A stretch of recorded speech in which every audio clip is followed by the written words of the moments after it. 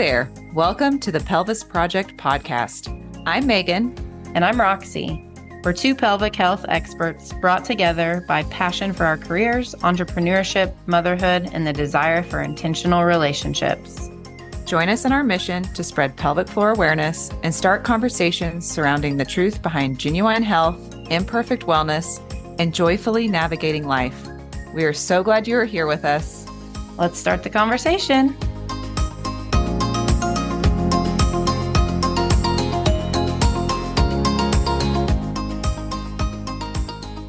Hello, Roxy. Hello, Megan.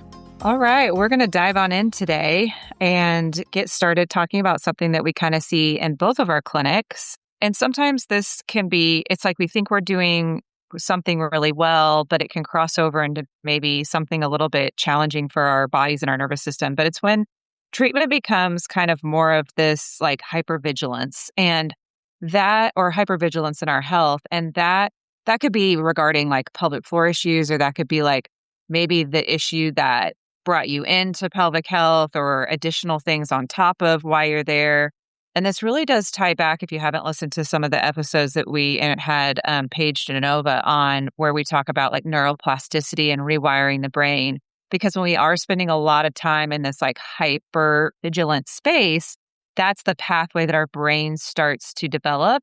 And it's harder to get out of. So we're just going to talk a little bit about that. And hopefully, like we can just take a few takeaways. I was just telling Roxy that this one does hit close to home as somebody who does have just like chronic illness stuff, that it is easy. And I know in my time, there have been times where it does seem like certain things are almost worse because there is this like hypervigilance of attention to it. And I was telling her that, I've done a lot of work with therapy and different avenues to at least I catch that and I know that. And when I can receive that and get that feedback and it not be taken any other way, but being like, yeah, I need to like go read a romance novel or something instead of looking up wellness tricks or whatever, like that's what we like have to get our brains sometimes on a new hiking trail, on a new pathway. And hopefully this conversation will kind of help with that. Sure. So let's, you've hinted at the word hypervigilance several times here. So let's maybe jump into that and really talk about what does that actually mean when it comes to, like Megan's introduced this idea of the effort to get better becoming part of what keeps the symptoms or the problem from going away. And so if we look at if we use this idea of hypervigilance, it's like the constant monitoring of sensations or over-focusing on symptoms, posture, muscle activation, trends. Sometimes this looks, I've had patients like weigh their pad to know how much leakage there is and keep a log of that. We can come up with lots of ideas. None of them are innately bad. And that's what Megan and I's heart is really. This episode is not to be coming against any strategy. And that's really where we see the problem of this hypervigilance, that there's these really good practices that just become consuming. And really what happens then when we become consumed by a strategy or we become consumed by the monitoring, then that kicks us into like a fight or flight. It causes our nervous system to really increase and makes us think that we're not safe. And so we really want to make sure that the body isn't interpreting these constant checking in as a signal or a sign that something bad's about to happen. And so that's really when we're talking about hypervigilance, when we're talking about this, don't take it that any of this is bad on the surface. It's just when it goes too far and we become really obsessed or we become consumed by these practices. Yeah. And the constant scanning of sensations and monitoring that, like truly, that's our body's way of trying to keep us safe. Our subconscious brain, like it's designed to do this. There's nothing like Roxy said that, it's like, it's just doing what it's supposed to do. However, sometimes we have to kind of like guide in a different direction because that can turn negative real fast. And I've had it happen to me. So I definitely like this one hits close. So when helpful strategies turn unhelpful. So examples, there's different things in pelvic health. Like Roxy talked about like somebody measuring her pad. That innately isn't a bad strategy. In fact, sometimes we have people do that if we're trying to like look at a decrease in leakage. But when it becomes something to where you put this level of like you no longer trust your body to just kind of go through your day and be like, okay, yeah, wow, like I didn't leak as much, where it has to be this reliance on let me measure my pad and let me see. And we see this a lot in like perfectionistic type of personalities, which unfortunately a lot of us are, where we want to do it right and we want it to be better. And, it's just like goes down the line. So it's easy for us to sometimes overdo some of the techniques we give. And we have had inexperienced patients come in, and this is what kind of kicked it off because Roxy had someone here just recently, but we give techniques, and depending on when we're first figuring out how somebody kind of approaches new tools and their health, some take it overboard where they're focused on it all the time and they need it to be perfect. So it almost causes an extra layer of stress that wasn't supposed to be there. Like that's just going to make it worse. Overdoing different techniques, rigid outlines that people start to give themselves around like going to the bathroom or posture or exercise. We have to make sure that we have the right rhythm and balance for these things. So the thing is these strategies are meant to reduce the issue that we're having. And yet then the strategy ends up making it worse. And so we also see that sometimes in other forms of in the health and wellness industry. Like, let's say we're going to start some supplements for health and it just kind of builds and builds. And it's like, oh, I have this and I'm going to start this supplement. And then before long, somebody has 25 supplements they're taking and it becomes super stressful to them and it makes their stomach hurt and all the things. And now we just undid all the good that we were doing with the goal of the supplements, if that makes sense. So when we have somebody or we kind of know this, and once we kind of develop this, we definitely want to talk more about not over treating or overdoing it, because doing more doesn't mean less necessarily healing faster. And in fact, I have found since opening the clinic that my techniques have changed to where sometimes, and I'll even like coach this with some of the therapists I work with, of you don't always have to be changing and giving more. Sometimes if you just stay the course and keep someone on what they're doing, and like that's just learned over time and wisdom of like picking that up from the person in front of you of like what they really need. But sometimes adding more makes it worse. Like, let's just stay the course. We don't have to overdo it.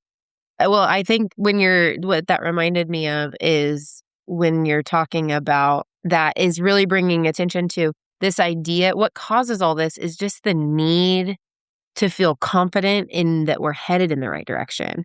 And so kind of like you're saying is if we can do a few small things that really domino and ripple into bigger change, then we don't have to be overdoing a lot of these strategies. I think really at the end of the day, we want to know that what we're doing is helpful and meaningful. And so I guess I was just thinking about that as really that's what causes this is this desire to just want to know that we're doing it right. It's all seated in good intention. Yeah.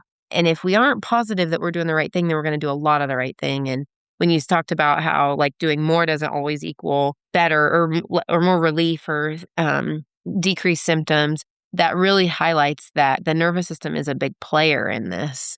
And if it were only mechanical, then that would get us where we want to go. It's just like if you want to gain strength in your bicep, you're going to do a whole bunch of bicep curls. And that would be true. The more you do, the more gains you're going to make. This just isn't directly parallel or related to that. And so those are just some thoughts that as you were talking, it's like, oh yeah, this all kind of makes sense because of that. Anyway, I'm going to hop into just what kind of that psychology then behind it, because we know it's not just mechanical, like I just said, is that there's psychology behind this of when there's a thought. So maybe it's this reminder of pain, maybe it's the sensation of an urge, maybe it's a symptom, or maybe there's just a fear, right? Then the sensation is binded with that thought, and then we have a reaction that happens. And definitely we're just skimming the tip of the iceberg with this. Go back to pages like Megan referenced earlier and we dive really deep into this. But just as a quick refresh there, we have a fear of a symptom, then that causes more monitoring, then that causes more symptoms. And it's this Mhm. loop when we're hypervigilant and looking for a symptom, looking for a sensation, then our body starts anticipating it. And then any input, whether it's that same feeling, that same sensation, any input that we get, then it fills in the blank with that sensation. Therefore, then we have more of these symptoms. And so there's these subtle beliefs that drive these cycles that are a little more subconscious. They aren't maybe spoken out loud. Someone might not arrive at this just on their own. But some fears that fuel this are things like, oh, if I stop doing this exercise, then I'm going to get worse. Or if I don't monitor this perfectly, I'm going to miss something and I'm never going to get better. Or I have to do all the right things in order to get where I want to be. And even though people aren't saying that out loud, that's really the driver behind quite a bit of this. And that's where it's not intentional. And that's why we keep reminding you, or we keep saying, like, these things are good. Like, on the surface, these are good strategies. On the surface, these are what we're telling our patients to do. It's just when it tips the scale, goes into an unhealthy realm there. And so it's not an intentional thing or a conscious decision that people make. There's just these subtle fears that kind of nag in the back of our brain that drive us then to try to be overly diligent in these certain strategies. Yeah, absolutely. So, signs the treatment is becoming the problem. So, just some things to kind of keep in mind is if you're thinking about your symptoms all day long. So, this could be pelvic floor, this could be anything. If you're thinking about them all day long, we need to think about maybe having a conversation where, like, okay, we need to look at this in a different manner so we can try to get your mind into a different place. You feel worse when you try harder. You can't relax without doing a technique. So, we want you to be able to like go on vacation and, maybe you don't do your exercises for a day. Like that is okay. Our body should be resilient enough that if you were to miss a day, it's not going to backtrack you. If it's seeming that it does, then that's also too, we want to kind of like dive into that and get curious about it because that just doesn't even make sense from a physiological type of standpoint of like one day type of thing. So keeping that in mind, daily life revolves around symptom management. And that's something that we see a lot with chronic illness and chronic conditions. And sometimes we just can't, it is true. Like for some individuals, you can't get away from that. And that is tough. And so trying to work with somebody to just try to help implement some ways to where your brain does get a break to try to help, because that will help with healing more than anything. And then emotional indicators, just things like frustration, fear, rigidity, those sorts of things, if you're feeling those. And then knowing that this isn't about abandoning care or doing what you're supposed to do. It's about kind of how it's applied and how you think about it. Again, it just comes kind of down to like, there's a lot of really good stuff that we're doing. And we're, a lot of these patients that we're thinking about here are working really hard and their brains are, our brains just kind of go into overdrive with it. So again, trying to find the right rhythm and working with a therapist that can help guide that a little bit better and maybe implement some other tools where you're like almost practicing not doing. It's like the whole purpose of like this podcast when we started it was like imperfect wellness. It's like doing good things, but actually practicing, like allowing there to be some variability in that. Yeah, that's good. I think about then if we're, how do we shift away from this? How do we guide this? And that can be a real challenge. And that's where we want you to know that we don't want you to take blanket statements away from this, but just bringing awareness to this idea. But as we're working with, if we are working with someone who is experiencing this, or we're sensing that they're experiencing this, or if you're listening to this and you think, oh, I think I fall into this camp here, just some ideas is we really want to move from a place of control. We want our patients to move from a place of feeling like they have to control and micromanage everything and really trusting their body. Megan hinted at that. We should be able to count on our body to get us through a day without having to micromanage every single piece and have every single piece just line up perfectly. And that can get dicey though if we're in a flare or if there's things that get, if symptoms get worse with certain things, it can feel like if we don't do things exactly right, then those symptoms are going to just go ahead and resume right away. But I really like that idea of trust, of can we trust our body to do what it's meant to do? And can we be building that back into our daily rhythms? Also, another thing to kind of shift away from this is to try to just decrease a little bit of that frequency of checking in behaviors. We don't want to take this away. Megan talked about that earlier. We're not just stopping everything altogether. We're just saying, okay, am I checking in out of fear? Am I checking in because I'm trying to solve this problem? And that's a healthy thing to do right now. And so just trying to maybe cut out some of those extra unnecessary check-ins that are fueling that hypervigilant behavior. And then this is a huge one. We really want to build tolerance to normal sensations. And that's when what happens, I mean, I talked about that with that psychology loop, but just when a neutral or normal sensation becomes something that flares us, or something that causes pain, or something that increases our symptoms, we want to just build that resiliency into our body that says, oh, we can handle a little bit of pressure here and we don't have to spiral because of that. Or the body doesn't, a normal urge to use the restroom is a good thing. When that urge is telling us to run as fast as we can, otherwise you're going to pee your pants before you get to the toilet, then that's not a good thing. It's really trying to find that tolerance and just saying, this is a normal sensation, and patting our body on the back and saying, thank you for telling me that, versus then going down this rabbit trail of fear and spiraling behaviors with that.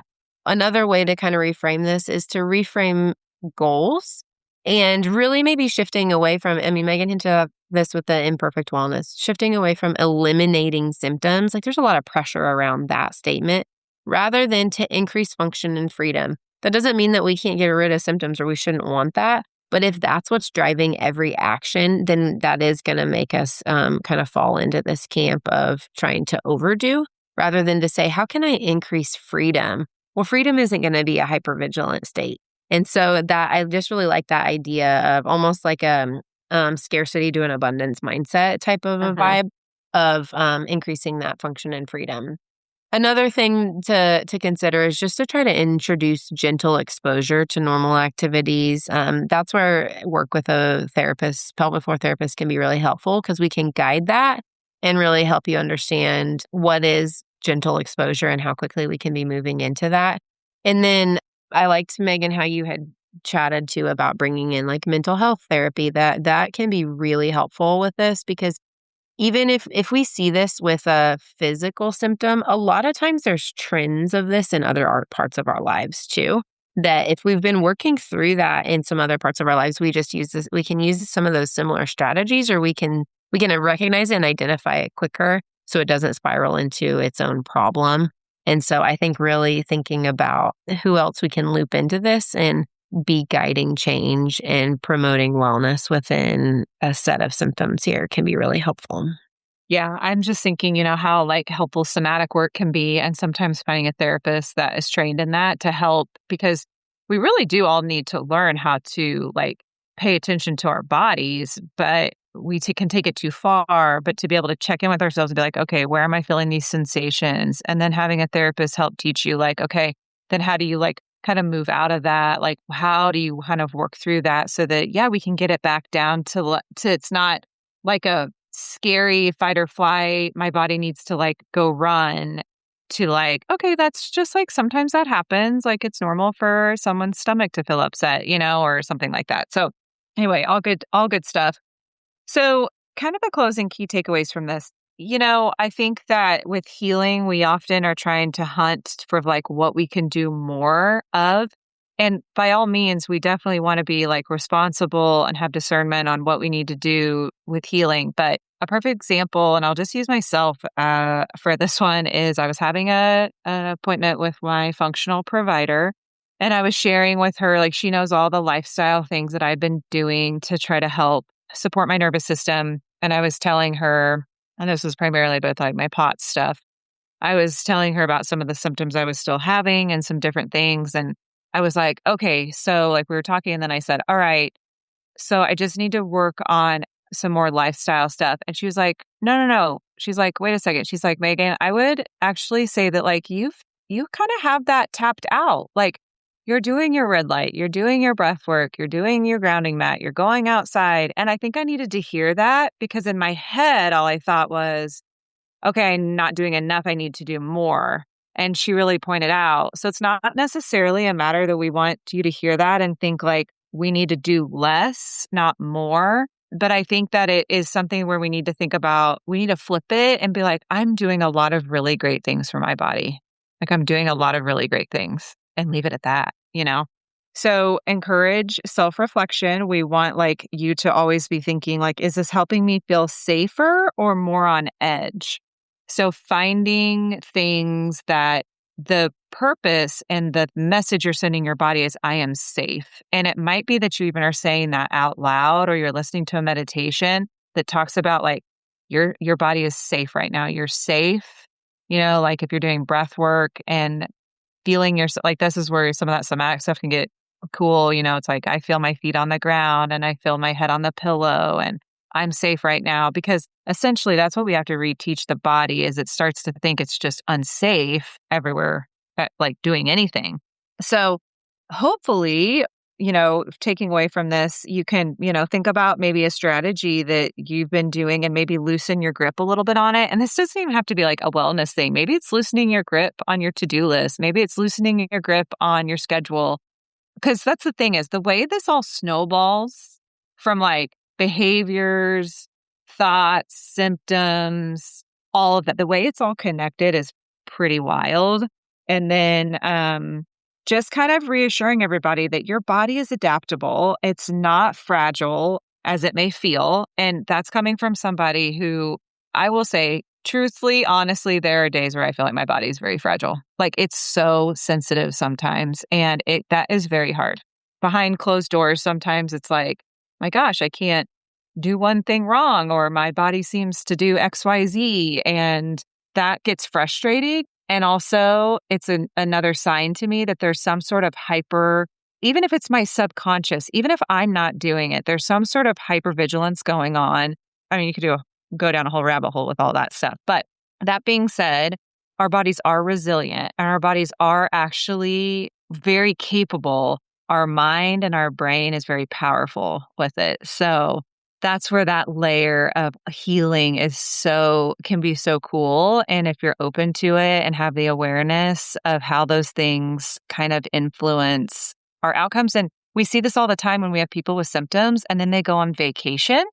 And I always say, I'm going to be really curious to see if your symptoms are worse or better when you go on vacation. And I kind of leave it at that. Or sometimes I don't say it at all. When they come back, that's when I tell them because they're like, oh, I actually didn't have, you know, this whatever. And I'm like, okay, there's a lot to that. So anyway, hopefully this was helpful. Roxy, you got any last words?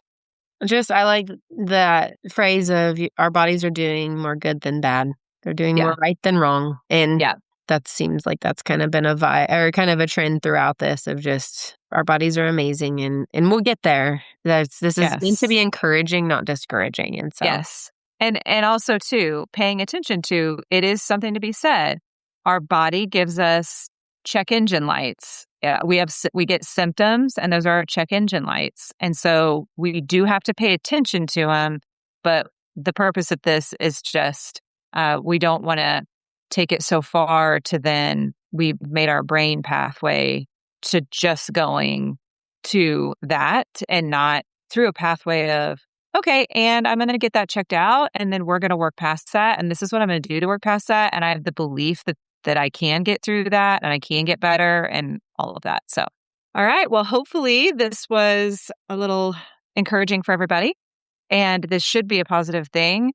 This should just be something that you can sit with and know that you're amazing and our bodies are amazing. And until next time, we'll keep the conversation going.